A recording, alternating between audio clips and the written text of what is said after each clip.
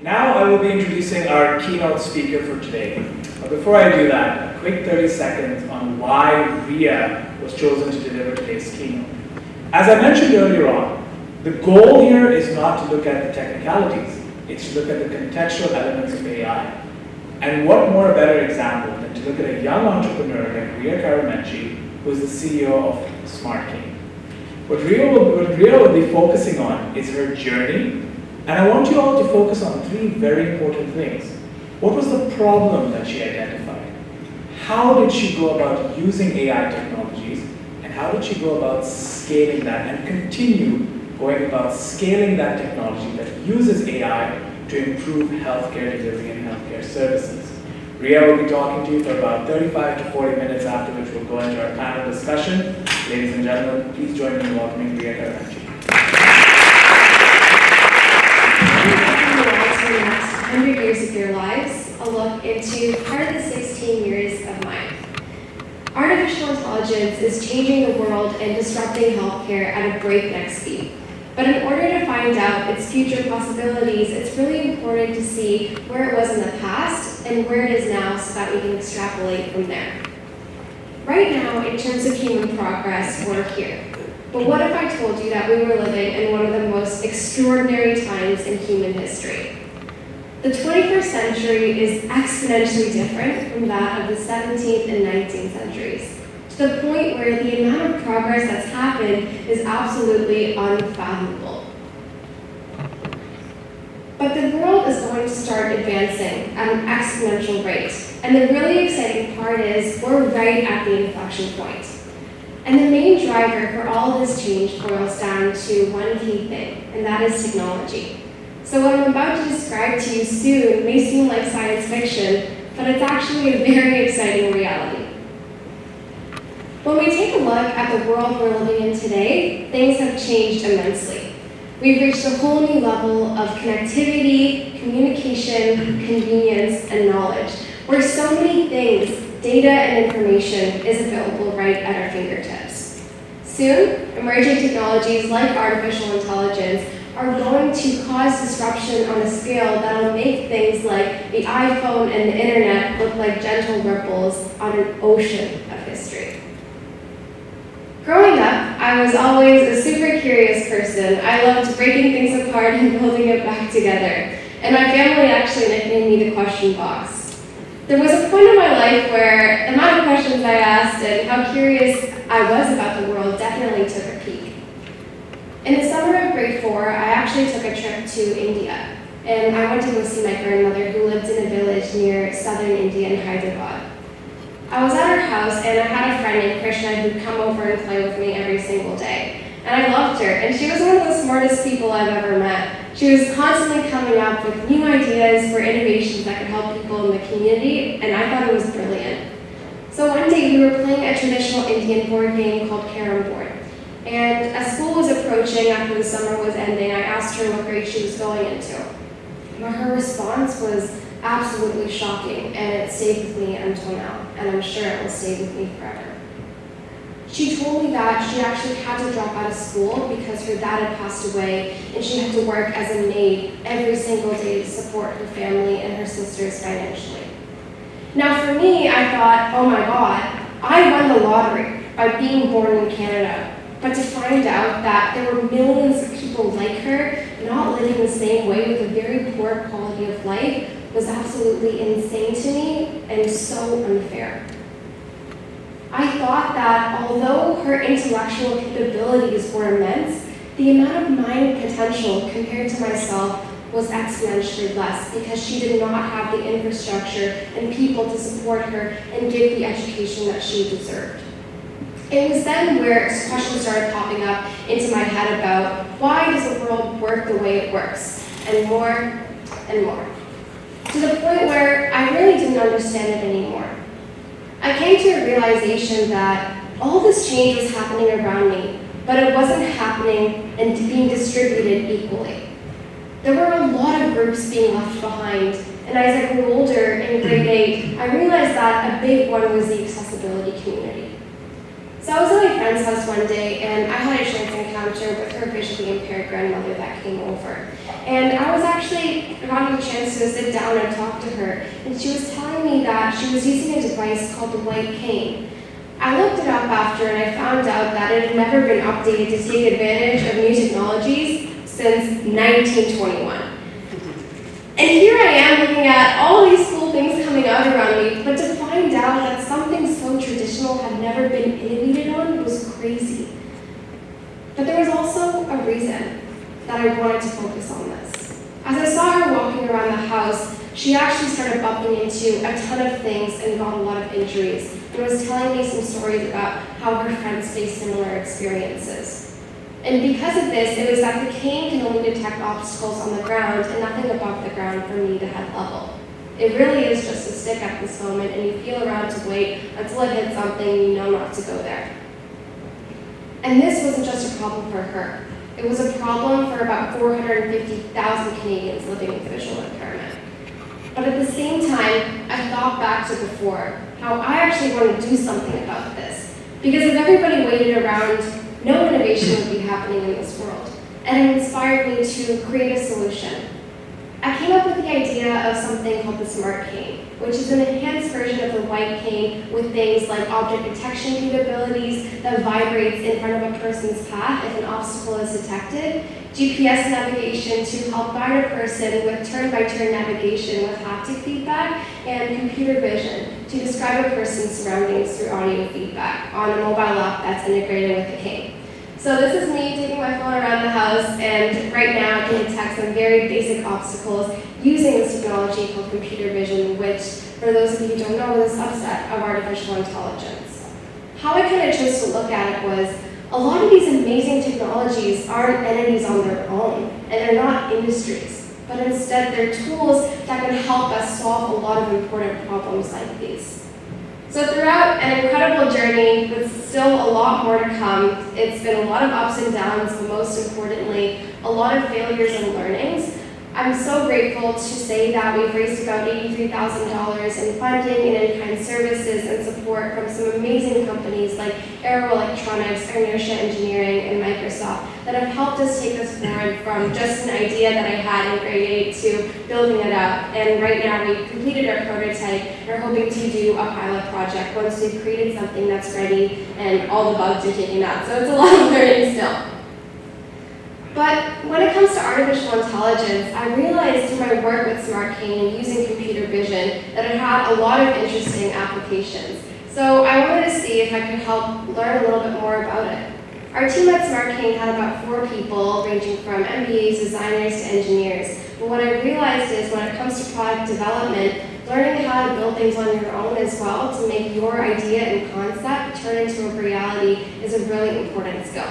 So I started doing different online courses. I coded from like grade 4 or so, but I've never really stepped my toes and put it into AI. So I went on Udemy and Udacity and did a lot of the resources that they had available for deep learning, computer vision, using PyTorch. And through that, I saw a lot of clinical applications that artificial intelligence had as well.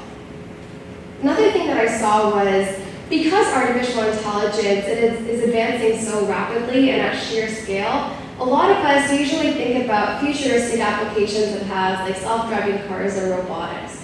But something that we kind of tend to miss is some of the applications that it has and some of the basic tools that we use every day.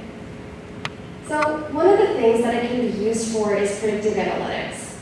In the healthcare space, we're at a really interesting point because hospitals and clinics have an abundance of structured data that's overwhelming compared to other industries, and this can be capitalized on. So to improve care, we can actually leverage this data and monitor things like patient vitals and at various data collection points and predict things like patient conditions and also help with things like clinical decision making. So Microsoft in 2016 recently partnered with Cleveland Clinic to work on predicting patient conditions and specifically cardiac arrest. And they were determining whether or not using a person's vitals if they need a vasopressor if it came to that condition. And this is amazing. And the next thing is even things like operational flow. And this is predicted to save the healthcare industry in North America about $18 billion. It can help nurses, doctors, and other staff in hospitals save a lot of time on things that require a lot of manual abilities and a lot of less cognitive abilities. So this can actually help optimize workflows in hospitals themselves, and patients can get through rooms a lot quicker. A really interesting application is using something called natural language processing to even interpret what a doctor says, so voice to text, for things like making charts and also sending prescriptions and creating orders. Another really interesting thing that I'm super excited about is not just employee training, but training in general in virtual environments. Artificial intelligence is something that's really, really important, but can also be integrated with other emerging technologies like virtual reality. So now you don't actually have to practice on dolls anymore, but you can be in a very realistic environment with the help of something like haptic feedback, so it feels like you're performing a surgery on someone in a very virtual simulation. This has a lot of interesting applications, so you can even take your Google Cardboard and your mobile phone and practice doing various procedures when you're traveling on a plane or wherever. The accessibility for this and its potential are amazing. Or even somebody that wants to learn about things and become a doctor in the future, but doesn't have the financial resources to do so. And the other thing is early detection. Right now, AI can help us detect a lot of different diseases like cancer early on at more treatable stages. According to the American Cancer Society, a large proportion of mammograms are also yielding false results. And this is causing 1 in 2 healthy women to being told that they have cancer. With the help of AI and also its analytical capabilities with computer vision, it can determine whether or not a person has cancer at 94% accuracy. It obviously varies based on the different types of diseases and the quantity of the data set available. But what this can help it with is also increasing access to healthcare, but also eliminating the need for unnecessary biopsies. A lot of medical tools and wearables can actually help with this through monitoring patient vitals, so we can even predict events like cardiac arrests or heart disease, even on an Apple Watch that you have today. But a really exciting part of this that I really love is all of this is happening today. But it also brings a really important question about where will it might go in the future. Something that really excites me is early diagnosis using AI and computer vision. One of the projects that I worked on a few months ago when I was learning and doing the courses on Udemy and Udacity was leveraging computer vision to differentiate between a malignant and benign tumor in breast cancer scans and using a data set in the Cancer Imaging Archive. This was a really, really cool project that I worked on, and I learned a ton, faced a lot of problems, but got some help from people to help classify these images. I started out with cats and dogs and got to come to here. Stanford University is also developing a computer vision algorithm to detect malignant melanoma. The implications for this are insane, because now, everywhere around the world, as long as you have a smartphone, you can detect a disease like this in advance when it's more treatable and have the appropriate remediating measures to tackle it. I want you guys to take a moment to think about this for a moment. Over 2 billion people in the world do not have access to surgical care. What this means is, if you're told that you have a disease, there's often nothing that you can do about it if you don't have the access to the appropriate treatment methods to treat it. I can't believe this because we are all so lucky to be living in an amazing place like Canada and have access to all the resources to help improve our quality of life. But there are places around the world, in India, sub-Saharan Africa, and so much more, that do not have this luxury. Something like robotics can also help a person have different surgeries if they're on the other side of the world. What this can help with is a surgeon can be sitting at their monitor controlling a mechanical arm has computer vision with a camera that's embedded into it, providing them a kind of 3D landscape of the environment that's happening. And with haptic feedback and different things that they can use, a person with a severe disease across the world can get treated even if the doctor is right here in Ajax. First surgery for robotics actually happened in Canada in Hamilton. And that's something that's really exciting to think about because we here in Canada are being a big component in spearheading this. But how can we actually get more change like this happening? Because all of these ideas for the future are in the end just ideas, until we start to get more smart people working on tackling some of the most challenging problems of our time. But in order to understand what these problems are, we need to start exploring in our communities. A big thing that stops people from tackling a lot of these social problems that I've encountered through talking to people is the fact and notion that you may be able to only get a return on investment or a return on humanity. But the great thing about this is it is very, very possible to get both. You can work on a really important and pressing social issue that also has an economic incentive tied to it. And I also highly encourage all of you to go out into your communities, explore what different problems are around the world, to find what they are. I wouldn't have known that the cane was a problem until I actually went into my community, talked to my friend's grandmother, and talked to a lot of my friends that were visually impaired to validate whether or not it was a problem. And then I also know that every single one of you in this room probably had an idea at some point. But I encourage you to take action on it, because unless you do, that's all that remains, just an idea. The problem is that we live in a bubble right now, and it's hard to kind of identify what those problems are in the first place. And that's why traveling, researching, setting up meetings with people in different industries, whether or not it's in your expertise or not, is an amazing opportunity to learn from them and identify different things. There's a lot of different problems around the world, whether it's in education, access to quality healthcare. But one of the biggest things that we often don't think about is the food crisis. By 2030, we won't have enough food to sustain the global population. That is absolutely insane to think about, especially when we think about the proportion of people that are working to solve this problem. But the great thing about every single problem is that it also poses as an amazing opportunity for innovation. And with a lot of technologies, whether it's artificial intelligence, virtual reality, or quantum computing, is that they can be leveraged as tools to solve these.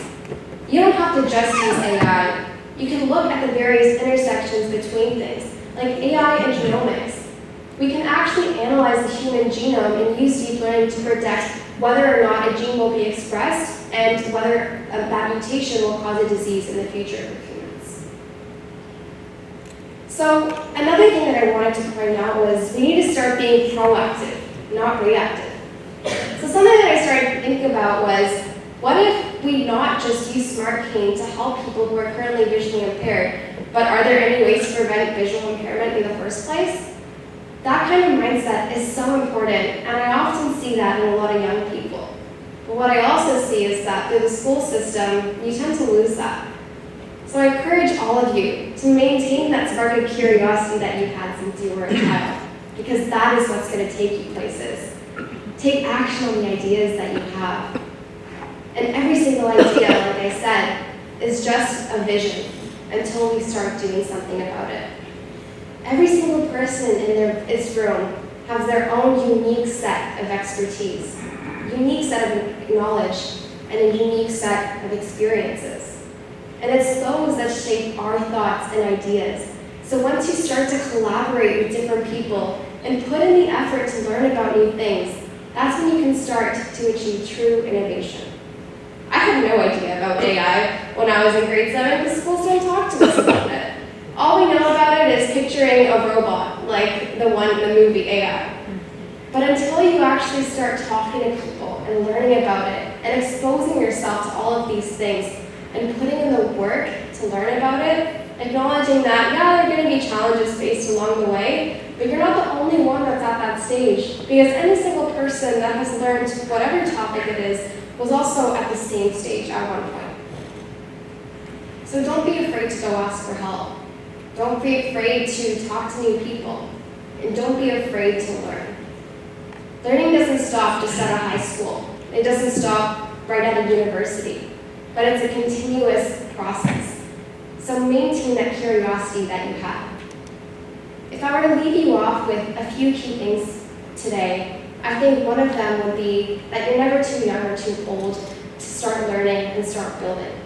If you see a problem and have an idea, go for it. Set up brainstorming sessions with some, like a group of your friends or even complete strangers, and you never know what can come out of it. The next thing is that in order to achieve unconventional success, we need to start taking an unconventional path. It's also really important to find out where you want to go in the first place, and that's where that unconventional path comes in. For people like Steve Jobs, Sheryl Sandberg, Elon Musk, nobody really told them at a young age that they would go on to be amazing entrepreneurs and have an incredible legacy on the world through the stuff that they built. Instead, it was their inherent curiosity and drive to make a change that helped them achieve that. But all the skills that some of the smartest people in the world have can be learned at the same time. That's what really gets me and it motivates me to do better. Now, I think some of the things that really resonated with me, something that I heard was, the more you think you know, the less you actually know, and the more you know, the less you really know. So that's, it's kind of an interesting thing to think about. So thank you so much for everyone for having me today. And I encourage you all to, when you get home, learn more about AI, learn more about healthcare, because in the end, it's not just a technology in itself. It's things like AI that can help impact and change a lot of industries. And don't forget that component of access. Providing the equal level of healthcare in USA and Canada to everyone around the world is also another thing. So as we advance and things are changing rapidly, let's make sure that it's being distributed equally. Thank you.